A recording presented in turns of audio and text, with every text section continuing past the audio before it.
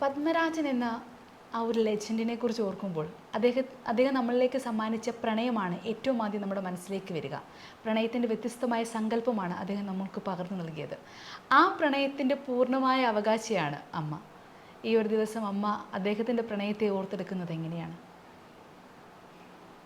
ഒരു ദിവസമല്ല, എല്ലാ ദിവസവും അദ്ദേഹത്തിനെ ഓർത്തോണ്ട് ഞാൻ എഴുന്നേൽക്കുന്നത് തന്നെ അദ്ദേഹത്തിൻ്റെ സ്നേഹം മനസ്സിൽ കണ്ടുകൊണ്ടാണ്.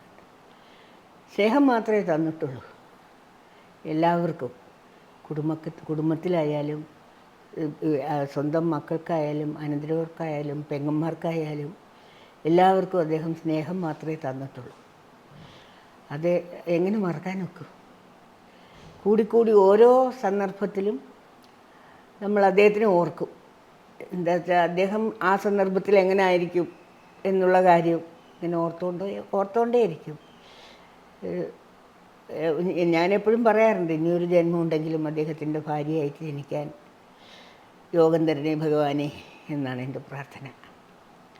അദ്ദേഹത്തിൻ്റെ ജീവിതം കാലയളവ്, അതായത് ഒരു സാഹിത്യകാരനായി തുടങ്ങി, ആകാശവാണിയിലെ അവതാരകനായി, പിന്നീട് സാഹിത്യകാരൻ, അതിനുശേഷം സിനിമ, ഏതാണ്ട് എന്നാൽ അത്ര വലിയ ദീർഘമായ കാലയളവുമല്ല. ആ കുറഞ്ഞ കാലത്തിനുള്ളിൽ അത്രയും സിനിമകൾ, അത്രയും തിരക്കേറിയ ഒരു ജീവിതമാണെന്ന് ഏവർക്കും മനസ്സിലാക്കാം. ആ തിരക്കേറിയ ജീവിതത്തിനിടയിൽ ഫാമിലിക്കൊപ്പം ചേർന്ന നിമിഷങ്ങൾ എങ്ങനെയായിരുന്നു? ആ സ്നേഹം ആസ്വദിക്കാൻ പറ്റിയത്? ആ തിരക്കിനിടയിലും സമയം കണ്ടെത്തി നമ്മളിലേക്ക് എത്തിയിരുന്നു അല്ലേ? അദ്ദേഹത്തിന് വീട്, ജോലി, ഇത് രണ്ടുമേ ഉണ്ടായിരുന്നുള്ളൂ. അല്ലാതെ വല്ല ക്ലബ്ബിൽ പോവുക, ഫ്രണ്ട്സിൻ്റെ കൂടെ കൂടുക, അങ്ങനത്തെ ഉള്ള ഒന്നും ഉണ്ടായിരുന്നില്ല. ജോലി കഴിഞ്ഞാൽ അവിടെ വെച്ച് ഉള്ള ഫ്രണ്ട്ഷിപ്പുണ്ട്, ധാരാളമുണ്ട്, ഒരുപാട് ഇഷ്ടമുള്ള ആൾക്കാരുണ്ട്. പക്ഷേ അത് കഴിഞ്ഞാൽ അദ്ദേഹം ക്ലബ്ബിലൊന്നും പോവില്ല. വീട്ടിൽ വന്ന് ആ അച്ഛനും മക്കളും തൊട്ടപ്പുറത്ത് പെങ്ങളാണ് താമസിക്കുന്നത്, ഏറ്റവും ഇളയ പെങ്ങൾ. അദ്ദേഹത്തിൻ്റെ 2 മക്കളും, ഇങ്ങനെ 4 മക്കളാണ് ഞങ്ങൾക്ക്. ഇവരൊക്കെ ആയിട്ട് കളിപ്പിച്ച്, ഇവരെ എടുത്ത് കളിപ്പിക്കുക, ഇവരുടെ കൂടെ കളിക്കുക, അതായിരുന്നു അദ്ദേഹത്തിന് ഏറ്റവും താല്പര്യം. അദ്ദേഹം വീട്ടിലെ ആണുങ്ങളിൽ അവർ 8 പേരായിരുന്നു. അതിൽ 6ാമത്തെ ആളാണ്, അവൾ 8ാമത്തെയാണ്.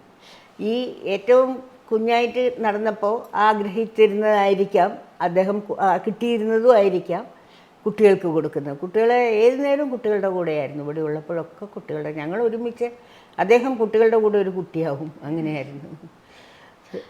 ഈ പത്മരാജൻ ലോല എഴുതുമ്പോൾ അത് ഒരു സാങ്കല്പിക കഥയാണ്, ലോല ഒരു സാങ്കല്പിക കഥാപാത്രമാണെന്ന് വായിക്കുന്ന ഒരാൾക്ക് മനസ്സിലാവില്ല.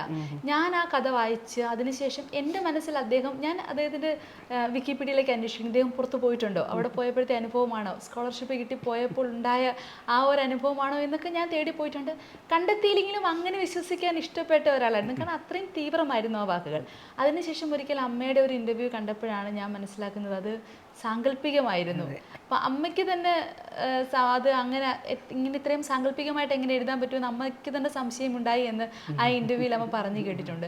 ആദ്യത്തെ കഥയായിരുന്നു. അതെ, ആദ്യത്തെ കഥയായിരുന്നു അത്. എന്താ പറയുന്നത്, ദൈവം നൽകിയ സിദ്ധി എന്നല്ലാതെ നമുക്കൊന്നും അതിനെപ്പറ്റി പറയാനൊക്കെ ഇല്ല. പിന്നെ അദ്ദേഹത്തിൻ്റെ അമ്മയാണ് അദ്ദേഹത്തിൻ്റെ എല്ലാ കഴിവുകളുടെയും ഉറവിടം എന്ന് പറയുന്നത് അദ്ദേഹത്തിൻ്റെ അമ്മയാണ്.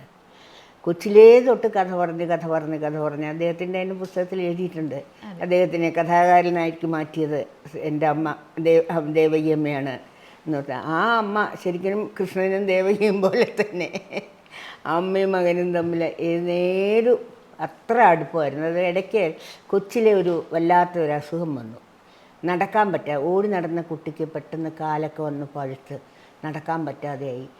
അമ്മ എഴുന്നേരവും കുഞ്ഞിനെ എടുത്തുകൊണ്ട് കഥയും പറഞ്ഞ് പാട്ടും കേട്ട്, പാട്ട് കേൾക്കുക ഏറ്റവും ഇഷ്ടമുള്ള സംഗതി പാട്ട് കേൾക്കലായിരുന്നു. അപ്പം അങ്ങനെ അമ്മയുടെ കയ്യിൽ നിന്ന് ഇറങ്ങാതെ, താഴെ കുട്ടികളുണ്ടായിട്ടും, താഴെ 2 പേരുണ്ട് എങ്കിലും ഏറ്റവും അധികം അമ്മ ലാളിച്ച ഒരു മോനായിരുന്നു അത്. അതുപോലെ തന്നെ അമ്മയ്ക്കും മോനും അമ്മയും പെങ്ങന്മാരും എന്നൊക്കെ പറഞ്ഞു കഴിഞ്ഞാൽ ഭയങ്കര ഇഷ്ടമായിരുന്നു. എനിക്കും അതുപോലെ അദ്ദേഹത്തിനോട് താല്പര്യമുള്ളവരിനോടൊക്കെ എനിക്കും താല്പര്യമായിരുന്നു. അത് എന്താ പറയണ്ടേ, അദ്ദേഹത്തിൻ്റെ സ്നേഹമെന്ന് പറഞ്ഞാൽ നിങ്ങൾക്ക് പറഞ്ഞറിയിക്കാനൊക്കെയില്ല. അതാണ് ഞാൻ പറഞ്ഞ, അടുത്തൊരു ജന്മം ഉണ്ടെങ്കിലും അദ്ദേഹത്തിൻ്റെ കൂടെ തന്നെ ജീവിക്കണം എന്ന് ആഗ്രഹിക്കുന്ന ആളാണ് ഞാൻ. അനുഭവിച്ചറിയേണ്ട ഒരു അതെ അതെ അതെ.